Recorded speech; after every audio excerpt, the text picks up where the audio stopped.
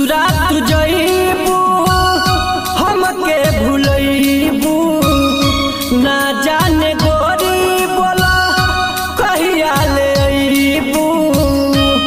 इश्क के नाम पर दीवाने चले आते हैं, इश्क के नाम पर दीवाने चले आते हैं, समय के पीछे परवाने चले आते हैं। तुम्हें याद ना आए तो चले आना मेरी मौत पर, अरे उस दिन तो बेगाने भी चले आते हैं, उस दिन तो बेगाने भी चले आते हैं।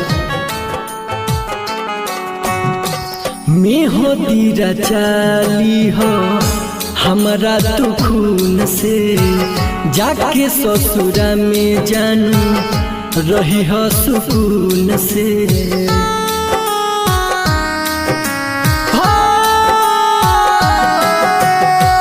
मैं हो दीरा चाली हो हमारा तू खून से, जाके ससुरा में जानू रही हो सुकून से।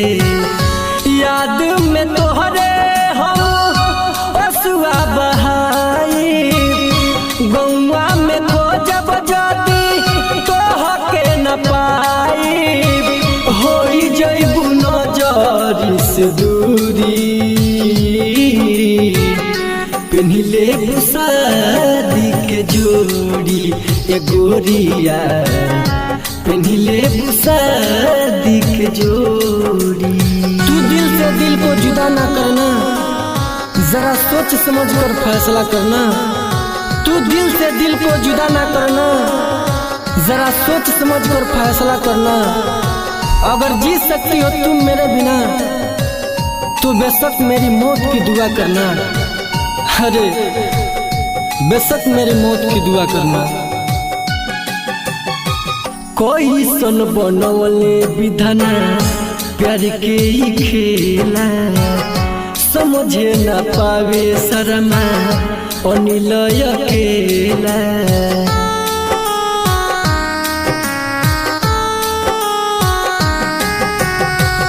कोई सन बनवले विधाना प्यार के ही खेला, समझे न पावे शर्मा अनिल अकेला। रोशन रसीला के बन जाइबू कोनिया, केकरा से कहब जानू आपन परसोनिया। चली जाइबू दिलावा के तूरी, पिन्हिले शादी के जोड़ी ए गोरिया, पिन्हिले शादी के जोड़ी।